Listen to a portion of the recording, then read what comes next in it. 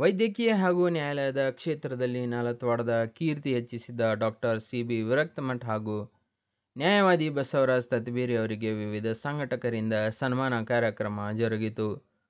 ಸನ್ಮಾನದ ನಂತರ ಬಸವರಾಜ ಗುರೂಜಿ ಮಾತನಾಡಿ, ಇತ್ತೀಚೆಗೆ ಕನ್ನಡಪ್ರಭ ಹಾಗೂ ಏಷ್ಯಾನೆಟ್ ಸುವರ್ಣ ನ್ಯೂಸ್ ವತಿಯಿಂದ ಆಯುರ್ಭೂಷಣ ಪ್ರಶಸ್ತಿ ವಿತರಣೆ ಮಾಡಲಾಯಿತು. ಅದರಲ್ಲಿ ನಾಲತ್ವಾಡದ ಆಯುಷ್ ವೈದ್ಯರಾದ ಡಾಕ್ಟರ್ ಸಿ.ಬಿ. ವಿರಕ್ತಮಠ ಅವರಿಗೆ 2025ನೇ ಸಾಲಿನ ಆಯುರ್ಭೂಷಣ ಪ್ರಶಸ್ತಿ ನೀಡಿ ಗೌರವಿಸಿದ್ದಾರೆ. ಈ ಪ್ರಶಸ್ತಿಯಿಂದ ನಾಲತ್ವಾಡದ ಗರಿಮೆ ಹೆಚ್ಚಾಗಿದೆ. ವೈದ್ಯರು ಕೊರೋನಾ ಸಂದರ್ಭದಲ್ಲಿ ಹಗಲಿರುಳು ಸೇವೆ ಸಲ್ಲಿಸಿದ್ದಾರೆ. ಅವರ ನಿರಂತರ ವೈದ್ಯಕೀಯ ಕ್ಷೇತ್ರದಲ್ಲಿ ಇನ್ನಷ್ಟು ಹೆಚ್ಚು ಸಾಧನೆ ಮಾಡಲು ಭಗವಂತ ಶಕ್ತಿ ನೀಡಲಿ ಎಂದರು. ಮತ್ತೊಬ್ಬ ಪಟ್ಟಣದವರಾದ ನ್ಯಾಯವಾದಿ ಬಸವರಾಜ ತತ್ಬೇರಿ ಅವರನ್ನು ಬಾಗಲಕೋಟೆ ಜಿಲ್ಲಾ ನ್ಯಾಯಾಲಯದಲ್ಲಿ ಸರ್ಕಾರಿ ವಕೀಲರಾಗಿ ಆಯ್ಕೆಯಾಗಿದ್ದಾರೆ. ಅವರು ಕೂಡ ಸಾಕಷ್ಟು ಪರಿಶ್ರಮ ಪಟ್ಟು ವಿದ್ಯಾಭ್ಯಾಸ ಮಾಡಿದ್ದಾರೆ.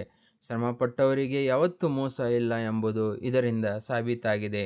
ಮತ್ತೊಂದು ಜಿಲ್ಲೆಯಲ್ಲಿ ತಮ್ಮ ಛಾಪು ಮೂಡಿಸಿ ಇವತ್ತು ಜಿಲ್ಲಾ ಸರ್ಕಾರಿ ವಕೀಲರಾಗಿ ಆಯ್ಕೆಯಾಗಿದ್ದು ನಮಗೆ ಅತ್ಯಂತ ಖುಷಿ ನೀಡಿದೆ ಎಂದರು. ಮತ್ತು ನಡೆದಾಡುವ ದೇವರಂತ ನಮ್ಮ ನಾಡಿನ ಬಸವಣ್ಣನವರ ಹೇಳಿದಂತೆ ಕೊಟ್ಟದ್ದು ತನಗೆ ಬಚ್ಚಿಟ್ಟಿದ್ದು ಬರರಿಗೆ ಕೊಟ್ಟು ನಾ ಕೆಟ್ಟೇನೆ ಬೇಡ, ಮುಂದೆ ನಿನಗೆ ಬುದ್ಧಿ ಸರ್ವಜ್ಞ ಅನ್ನುವ ಹಾಗೆ ಇವತ್ತೇ ನಮ್ಮ ಕಣ್ಣೆದುರಿಗೆ ಕುಂತಂಥ ಬಸವರಾಜ್ ಅವರ ನಾನು ಬಾಲ್ಯದಿಂದ ನಾನು ಕಂಡಿದ್ದೀನಿ. ಅವ್ರ ಜೀವನ ಹೇಗಿತ್ತಂದ್ರೆ, ಶರಣರು ಒಂದ್ ಕಡೆ ಹೇಳ್ತಾರೆ, ತೆಂಗಿನ ಗಿಡಕ್ಕೆ ಹೊಲಸು ನೀರು ಹಾಕಿದ್ರೆ ಮ್ಯಾಗ ತಿಳಿ ನೀರು ಕಾಯಿ ಕೊಡುತ್ತೆ ಅಂದ ಹಾಗೆ ಇವತ್ತವರು ಬೆಳೆದಿದ್ದು ಕಷ್ಟಕರದ್ದಾಗಿ ಬೆಳೆದು ನಾಲತ್ವಾಡದಲ್ಲಿ ತಮ್ಮದೇ ಆದಂಥ ಒಂದು ಛಾಪನ್ನು ಮೂಡಿಸಿ ನಮ್ಮ ಜಿಲ್ಲೆಯ ಮತ್ತು ನಾಲತ್ವಾಡ ಕೀರ್ತಿ ಪತಾಕಿಯನ್ನ ಒಂದು ಈ ವಕೀಲ ವೃತ್ತಿಯಲ್ಲಿ ಎಲ್ಲಾ ಕಡೆ ಕೇಳಿದ್ರು ನಾಲತ್ವಾಡದವರ ಇವತ್ತು ನಾನು ನಿಜವಾಗ್ಲೂ ಒಂದು ಮಾತು ಹೇಳಕ್ಕೆ ಇಷ್ಟಪಡ್ತೀನಿ. ನಾನು ಇವತ್ತು ಬಾಗಲಕೋಟೆಗೆ ಹೋಗಿದ್ದೆ, ಅವ್ರ ಸಂಬಂಧ ನಾವು ಹೋಗಿದ್ದೆ. ಅಲ್ಲಿ ನಮ್ಮ ಬಡಿಗೇರ್ ವಕೀಲರು ಕೇಳಿದಾಗ ಊರಿಗೆ ಹೋಗ್ಯಾರ ಅಂತ ಹೇಳಿದ್ರು ಅವರು. ಅದನ್ನ ಇವತ್ತು ತಂದು ಸೀದಾ ಹೋಗಿ ಮುಗಿಸಿದ್ದೀನಿ. ಯಾಕಂದ್ರೆ ನನ್ನೊಂದು ಕನಸಿತ್ತು. ಅಲ್ಲಿ ಸುಮಾರು ವಕೀಲರು ನನ್ನ ಸಂಪರ್ಕದಾಗಿದ್ದಾಗ ಅವ್ರು ಕೇಳಿದೆ, ನಾನು ನಮ್ಮ ವಕೀಲರ ಬಗ್ಗೆ ಹೇಳ್ದ. ಇವತ್ತು ಅವ್ರಿಗೆ ಒಲಿದು ಬಂದಿದ್ದು ಅವರು ಶ್ರಮಕ್ಕೆ ಮತ್ತು ನಾಲತ್ವಾಡ ಶರಣರ ಆಶೀರ್ವಾದ ಮ್ಯಾಲೆ ತುಂಬಾ ಇದೆ. ಮತ್ತು ನೀವು ಇಟ್ಟಿರ್ತಕ್ಕಂಥ ಭಕ್ತಿ ಭಾವದಿಂದ ಶರಣರು ಅವ್ರಿಗೆ ಆಶೀರ್ವಾದ ಮಾಡ್ಯಾರ ಅಂತ ಹೇಳಿದ್ರು. ಅದಕ್ಕೆ ನಾನು ಒಂದೋ ಮಾತಾಡಕ್ಕೆ ಇಷ್ಟಪಡ್ತೀನಿ. ಇವತ್ತು ಅವರು ಜೀವನ ಇನ್ನೂ ಎತ್ತರಕ್ಕೆ ಬೆಳೆದು ನಮ್ಮ ನಾಲತ್ವಾಡ ಎಲ್ಲಾ ಕಡೆ ಈ ವಕೀಲ ವೃತ್ತಿಯಲ್ಲಿ ಎಷ್ಟು ಜನ ವಕೀಲ ವೃತ್ತಿಯಲ್ಲಿದಾರ ಅವರಿಗೆ ಸಲಹೆಗಾರರಾಗಿ ಮುಂದೆ ಇನ್ನೂ ಹೆಚ್ಚಿನ ಒಂದು ವಕೀಲತ್ವ ಮತ್ತು ನಾಲತ್ವಾಡದಲ್ಲಿ ಮೂಲೆಯಲ್ಲಿ ವಕೀಲ ವೃತ್ತಿ ಎಲ್ಲರಿಗೂ ಕಾನೂನು ಅರಿವನ್ನು ಮೂಡಿಸಲಿಕ್ಕೆ ಅವ್ರಿಗೆ ಒಂದು ಅವಕಾಶ ಸಿಕ್ಕದೆ. ಈ ಅವಕಾಶ ಅವ್ರು ಖಂಡಿತ ಮಾಡ್ತಾರಂತ ಹೇಳಿ ನಾನು ಆಶೀರ್ವಾದ ಮಾಡ್ತೇನೆ. ಆಮೇಲೆ ಇನ್ನೊಂದು ಮಾತು ಕೊನೆಯದಾಗಿ ಹೇಳ್ಬೇಕಂದ್ರೆ, ಒಂದು ಕಾನೂನು ಅಂತಂದ್ರೆ ಒಂದು ದೇವರಿದ್ದಾಗೆ. ಆ ಕಣ್ಣನ್ನು ಕಟ್ಟಿ ಕಾನೂನನ್ನು ಮಾಡ್ತಕ್ಕಂಥ ವಕೀಲರು ಅವರೇ ದೇವರಾಗಿರ್ತಾರೆ.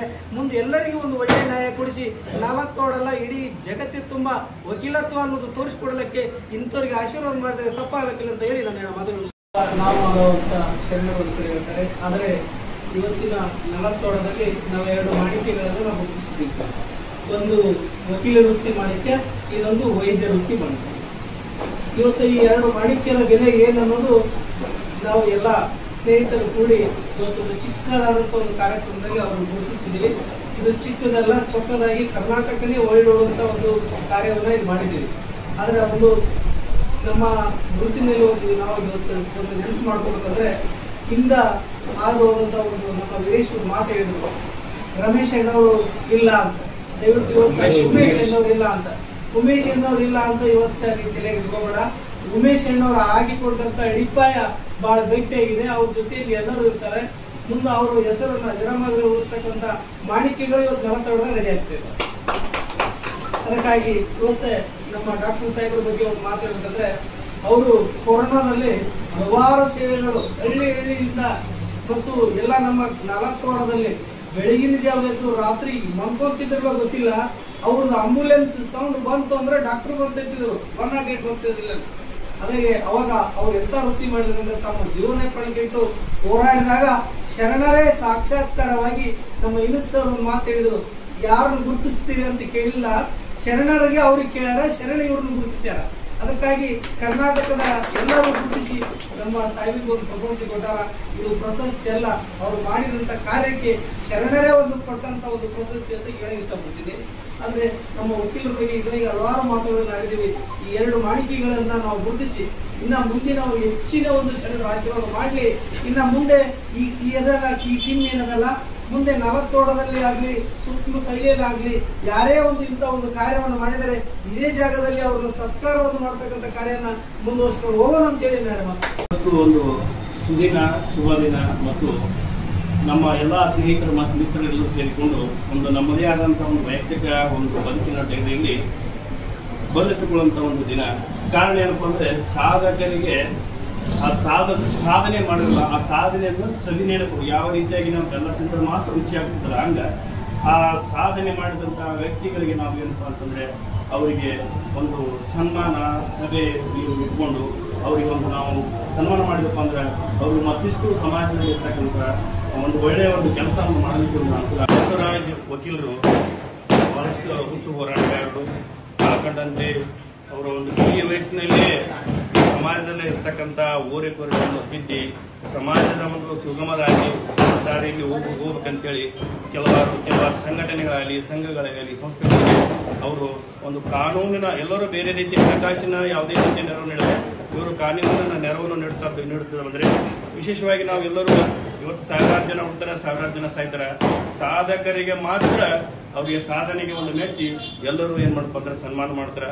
ಜಗತ್ತಿನಲ್ಲಿ ಎಲ್ಲರೂ ವಕೀಲರವರ 1000 ಲಕ್ಷ ವಕೀಲರವರ ಅವರಂತಹ ಒಂದು ಪರಿಶ್ರಮವಾದಿ ಅಂದ್ರೆ ಹುಟ್ಟು ಹೋರಾಟಗಾರರಂತ ಅವರು ನಿಜವಾಗ್ಲೂ ಬಹಳಷ್ಟು ಪರಿಚಯ ಇಲ್ಲ. ಅವರು ಒಂದು ಮಾಡಿದಂತ ಕಾರ್ಯಕ್ರಮಗಳು ನಮಗೆ ಜಾಸ್ತಿ ಅವರಿಗೆ ನಮಗೆ ಒಡನಾಟ ಆಗಿದ್ದು.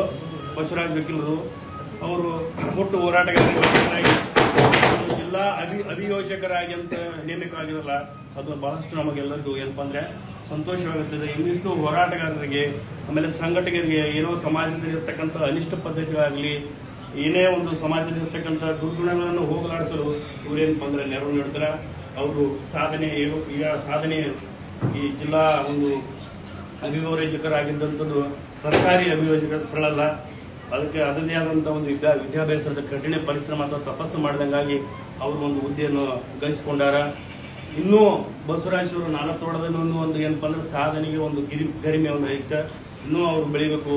ಇನ್ನೂ ಏನಪ್ಪಾ ಅಂದ್ರೆ ಈಗ ಮೊದಲು ಕೇವಲ ಏನಪ್ಪಾ ಅಂದ್ರೆ ಜಿಲ್ಲಾ ಒಂದು ಸರ್ಕಾರಿ ವಕೀಲರಾಗ್ಯಾರ, ನ್ಯಾಯಾಧೀಶರು, ದೊಡ್ಡ ಒಂದು ಜಡ್ಜು, ಇನ್ನು ಡಿಸ್ಟಿಕ್ ಜಡ್ಜು, ಈ ತರ ಅವರು ಬೆಳೆದು ನಮ್ಮ ಒಂದು ರಾಜ್ಯದ ನಮ್ಮ ನಾಲತ್ತೋಟದ ಒಂದು ಕೀರ್ತಿಯನ್ನು ರಾಜ್ಯದ ಎಲ್ಲಾ ಮೂಲೆ ಮೂಲೆಗಳಿಗೆ ಪ್ರಕಟಿಸಲಿ. ನಮ್ಮೂರಿನ ಒಂದು ಗುರುಗಳಾದಂತಹ ಶ್ರೀ ಗುರುಗಳಿಗೆ ಅಂದ್ರೆ ವೈಜ್ಞಾನಿಕ ಗುರುಗಳಿಗೆ ಅವರಿಗೂ ಸಹ ನೋಡಿ ಸಾಧನೆ ಪರಿಶ್ರಮ ಕಠಿಣ ನಿರಂತರವಾದಂತಹ ಒಂದು ನಾವೇನಾದರೂ ಒಂದು ಛಲದಿಂದ ನಾವೇನಾದರೂ ಕೆಲಸ ಮಾಡೋದು. ಅವರು ಕೊರೋನಾ ಸಂದರ್ಭದಲ್ಲಿ ಸಾಕಷ್ಟು ಕೆಲಸಗಳನ್ನು ಮಾಡಿದ್ರೆ ಬಹುಶಃ ಆ ಪೇಷಂಟ್ ಮಗೊಂಡಿರ್ತಾರೆ, ಪೇಷಂಟ್ ಆರಾಮಾಗ್ತಿದ್ದಲ್ಲ, ಅವ್ರಿಗೆ ಆರಾಮಿಲ್ಲ. ಆ ಒಂದು ಇಡೀ ಒಂದು ರಾಷ್ಟ್ರೀಯ ವಿಪತ್ತು ಬಂದಂಥ ಸಂದರ್ಭದಲ್ಲಿ ಅವರು ತಮ್ಮದೇ ಆದಂಥ ಸೇವೆಯನ್ನು ಮುಡುಪಾಗಿಟ್ಟುಕೊಂಡು ತಮ್ಮ ಆರೋಗ್ಯದ ಬಗ್ಗೆ ನಿಕಾಳಜಿ ಮಾಡಿ ರೋಗಿಯ ಒಂದು ಬಗ್ಗೆ ಕಾಳಜಿ ಮಾಡಿಕೊಂಡ್ರೆ ರೋಗಿಯ ಒಂದು ಉತ್ತರಗಳನ್ನು ಎಲ್ಲವನ್ನೂ ನಿರ್ಮೂಲನೆ ಮಾಡಿದ್ರೆ ಅವರನ್ನು ಕುಡಿದು ಆ ಒಂದು ಅಂಥ ಒಂದು ಕೆಲಸವನ್ನು ಎಲ್ಲ ಮೂಲಗಳಿಂದ ವಿಮರ್ಶೆ ಮಾಡಲಾಗಿ ಏನಪ್ಪ ಅಂದ್ರೆ ಯಾವುದೇ ಒಂದು ಪ್ರಶಸ್ತಿ ಕೊಡಬೇಕಾದ್ರೆ ಯಾರು ಏನು ಕೊಡಂಗಿಲ್ಲ.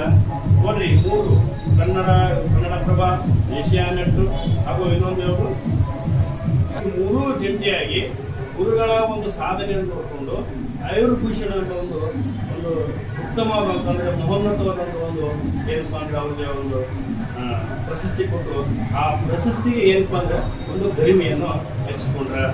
ಗುರುಗಳು ಇದೇ ರೀತಿಯಾಗಿ ಸಾರ್ವಜನಿಕ ಕೆಲಸಗಳನ್ನು ಮಾಡ್ತಂದ್ರೆ ವೈದ್ಯರಾಗಿ ರೋಗಿಗಳಿಗೆ ಉಪಚರಿಸಿ ಅವರಿಗೆ ಅಭಯಾಸ ನೀಡ್ಕೊಂತ ಗುರುಗಳು ಮೊದಲೇ ವೈದ್ಯರು ಎರಡನೇದು ಏನಪ್ಪಾ ಅಂದ್ರೆ ರೋಗಿಗಳಿಗೆ ಉಪಚರಿಸಿ ಅವರ ಇರ್ತಕ್ಕಂಥ ಹಲವಾರು ರೋಗಗಳನ್ನು ತೊಡೆದು ಹಾಕಿ ಉತ್ತಮ ಆರೋಗ್ಯಕರವಾದಂಥ ಒಂದು ಸಮಾಜವನ್ನು ಅವರು ನಿರ್ಮಿಸ್ತಾರೆ. ಮತ್ತು ಅದೇ ರೀತಿಯಾಗಿ ಅವರು ಈ ಒಂದು ನಿರಂತರತೆ ಅವರ ಒಂದು ಬದುಕಿನಲ್ಲಿ ಇರ್ತಕ್ಕಂಥ ವೈದ್ಯ ವೃತ್ತಿ ಸೇವೆ ನಿರಂತರವಾಗಿರಲಿ, ನಮಗೆಲ್ಲರಿಗೂ ಮಾದರಿಯಾಗಲಿ. ಅವರು ಇದೇ ಅವರ ಒಂದು ಏನಪ್ಪ ಅಂದ್ರೆ ಅವನ ಜೀವನ ಉತ್ತುಂಗಕ್ಕೆ ಹೋಗಲಿ, ಹಲವಾರು ಪ್ರಶಸ್ತಿಗಳು ಅವರ ಮನೆಯ ಬಾಗಿಲು ಬರಲಿ. ಅದೇ ರೀತಿಯಾಗಿ ಗುರುಗಳ ಆಶೀರ್ವಾದ ನಮ್ಮ ಮೇಲೆ ಇರಲಿ. ನಿಜವಾಗಲೂ ನಮ್ಮದೇ ಆದಂಥ ಒಂದು ಸೇವೆ ಮಾಡಿಕೊಟ್ಟಿದ್ದಾರೆ. ಅವರಿಗೆ ಈ ಋಣ ನಾವು ಹೇಗೆ ಮುಗಿಸಬೇಕು ನಾನು ಇನ್ನೂವರೆಗೆ ಅರಿವು ಬರ್ತಾ ಇಲ್ಲ. ಅದು ಒಂದೇಳೆ ಬಂದ್ರೂ ನಾವು ಅವ್ರಿಗೆ ನಿಜವಾಗಲೂ ನಮ್ಮ ಸೇವೆ, ನಮ್ಮ ಪ್ರಾಣವನ್ನು ಒತ್ತಿರ್ತದೆ. ಯಾಕಂದ್ರೆ ಆ ಟೈಮಿನಲ್ಲಿ ನಾವು ಕಣ್ಣೀರು ಹಾಕೋ ಟೈಮಲ್ಲಿ ಯಾರು ನಮ್ಮ ಹತ್ರ ಬಂದಿಲ್ಲ. ನಿಜವಾಗ್ಲೂ ಯಾಕಂದ್ರೆ ಆ ಧೈರ್ಯ, ಆ ಶಕ್ತಿ ತುಂಬಿದಂಥದ್ದು ಬಸ್ರು ಸರ್ ವಕೀಲರೇ ನಮಗೆ ಆ ಟೈಮಿನಲ್ಲಿ ನಿಜವಾಗ್ಲೂ ಯಾಕಂದ್ರೆ ಅವರೇ ನಮ್ಮ ನಿಜವಾದ ದೇವರು. ಆ ಟೈಮ್ನಲ್ಲಿ ನಮ್ಮನ್ನು ಕಾಪಾಡಿದ್ದಾರೆ. ನಿಜವಾಗ್ಲೂ ಯಾಕಂದ್ರೆ ನಮ್ಮ ಅಣ್ಣ ಇಲ್ಲ, ಇವತ್ತು ಇವರೇ ನಮಗೆ ಮಾದರಿ. ಇವರೇ ನಮ್ಗೆ ಮಾದರಿ. ಅವರ ಋಣ ಯಾವಾಗ ಮುಗಿಸ್ತಿರುತ್ತಲ್ಲ ಅಂಥ ಸಂದರ್ಭದಲ್ಲಿ ನಮ್ಮ ಪ್ರಾಣ ಕೂಡ ಅವ್ರಿಗೆ ಏನೇ ಬಂದರೂ ನಾನು ಸೇವೆ ಸಲ್ಲಿಸುತ್ತೇನೆ. ಆಯುರ್ಭೂಷಣ ಅಂತೇಳಿ ಒಂದು ಪ್ರಶಸ್ತಿ ನೀಡಿದ್ದಾರೆ. ಆ ಪ್ರಶಸ್ತಿ ನೀಡೋಕ್ಕೆ ಮುಖ್ಯ ಕಾರಣೀಭೂತರು ಸರ್ವೆ ಮಾಡಲಾಗಿ ಹೆಸರು ತಿಳಿಸಿದಂಥ ಮೊಟ್ಟಮೊದಲಿಂದ ಹಿಂಸರು. ಅದು ಗುರುತಿಸ್ಬೇಕಾಯ್ತಂದ್ರೆ ನನ್ನ ಬಗ್ಗೆ ಒಂದು 2-3 ಆರ್ಟಿಕಲ್ ಅವರು ಹಿಂಸರು ಕೊಟ್ಟಿದ್ರು. ವೈದ್ಯರ ದಿನಾಚರಣೆಯಲ್ಲಿ ಮತ್ತು ನಾನು ಕೊರೋನಾ ಟೈಮ್ನಲ್ಲಿ ಮಾಡತಕ್ಕಂಥ ಸೇವೆಯಲ್ಲಿ ಆ ವಿಷಯವಾಗಿ BMS ಡಾಕ್ಟರ್ಗಳು, ಆಯುರ್ವೇದ ಡಾಕ್ಟರ್ಗಳು ಯಾರು ಅಂತಂದರೆ ಎದರಾಗ ಯಾರಂತ ಕೇಳಿದಾಗ ಹೆಸರು ಇದ್ರು. ಆದರೆ ನನಗೆ ಅಲ್ಲೇ ಬೆಂಗಳೂರಲ್ಲಿ ಕೇಳಿದರು, ನಿಮಗೆ ಈ ಪ್ರಶಸ್ತಿ ಸಿಕ್ಕಿದ ಏನು ಅಂತೇಳಿ. ಇದು ಪ್ರಶಸ್ತಿ ನಮ್ದಲ್ಲ, ನಮ್ಮೂರಿನ ಗೆಳತಿ ಅಂತೇಳಿ. ಇದು ನಮ್ಮೂರಿನ ಗೆಳತಿಗೆ ನಾ ಇದನ್ನು ಹಾಕ್ತೀನಿ. ಇನ್ನೂ ಹೆಚ್ಚಿನ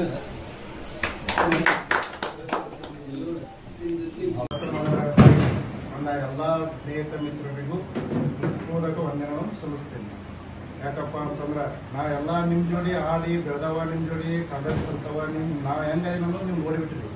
2011 ನಾವು BA ಮುಗಿಸಿದೆ. BA ಮುಗಿಸಿದ ಮುಂದೆ ಏನು ಮಾಡ್ಬೇಕಪ್ಪ ಅಂದಾಗ ಸ್ವಲ್ಪ ನಾವು ರಾಜಕೀಯದಾಗ ಓಡಾಡ್ತಿದ್ವಿ. ಅವಾಗ ಎಲ್ಲರೂ ರಫೀಕ್ ಭಾಯ್ ಆಯ್ತು, ನಮ್ಮ ಜನರು ಆಯ್ತು, ನಮ್ಮ ಬಸವಣ್ಣವ್ರು ಆಯ್ತು, ಎಲ್ಲರೂ ಹೇಳಿದ್ರು ಇಲ್ಲ ಮುಂದೆ ಎಲ್ಲರಿಗೂ ಹೋಗು, ಭವಿಷ್ಯ ಉದ್ಧಾರ ಆಗ್ತದ ಅಂತ ಆ ಟೈಮ್ದಲ್ಲಿ ಹೇಳಿದ್ರು.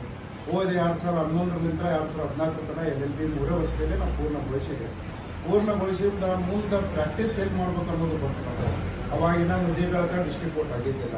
ಆಗಿದ್ದು ಬರೀ JMFC court, senior division, junior division ಎರಡೇ ಇತ್ತು. ಇಲ್ಲ ನಾವು ಇಲ್ಲ ಹಿಂಗೆ ಆಗೋದಿಲ್ಲ, ಇಲ್ಲಿದ್ದ ವಕೀಲರೂ ನೋಡಿದ್ವಿ ನಾವು. ಹಿಂಗಾದ್ರೆ ನಮ್ಗೆ ಹಿಂಗೆ ಆಗೋದಿಲ್ಲ, ಬೇರೆ ಊರಿಗೆ ಹೋಗ್ಬೇಕು, ಅಲ್ಲೇ ಪ್ರಾಕ್ಟೀಸ್ ಮಾಡ್ಬೇಕು ಅಂದ್ರೆ ನಾವು ಬಾಗಲಕೋಟೆಗೆ ಹೋದ್ವಿ. ಬಾಗಲಕೋಟೆಗೆ ಹೋಗಿಂದ ಅಲ್ಲಿ ಹೇಳಿದ್ರು ಭಾಳ ಮಂದಿ ನಮಗೆ ಏನಂದ್ರು, ಬೇರೆ ಊರವ್ರು ಬಂದು ಇಲ್ಲಿ ಪ್ರಾಕ್ಟೀಸ್ ಮಾಡೋದು ಭಾಳ ರೇರ್ ಸಕ್ಸಸ್ ಆಗೋದು. ಯಾಕಪ್ಪ ಅಂದ್ರೆ ನಿಮ್ಗೆ ಯಾರು ಇಲ್ಲಿ ಪರಿಚಯನೇ ಇರೋದಿಲ್ಲ, ಹೊಸದಾಗಿ ಬಂದಿರ್ತೀರಿ ನೀವು, ನಿಮ್ಗೆ ಹೆಂಗೆ ಗೊತ್ತಾಗ್ತದೆ, ಎಲ್ಲ ಇದಕ್ಕೆ ಪಬ್ಲಿಕ್ ಕಮ್ಯುನಿಕೇಷನ್ ಬೇಕು, ಪಬ್ಲಿಕ್ ಲಿಂಕ್ ಬೇಕು ಅಂತೇಳಿ ಭಾಳ ಜನ ಹೇಳಿದರು.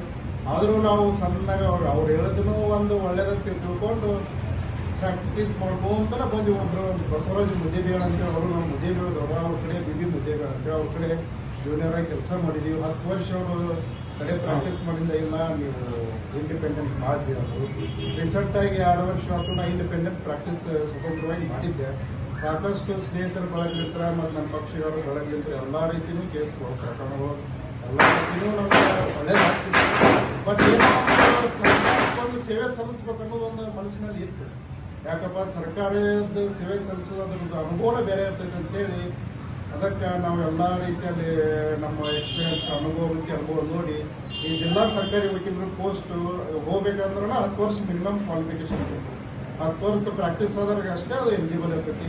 ಹಿಂಗಾಗಿ ಅಲ್ಲೆಲ್ಲ ಸ್ಥಳೀಯವಾಗಿ ನಮ್ಮ ಹೆಸರು ಸರ್ಕಾರ ಕಳಿಸಿದ್ರು.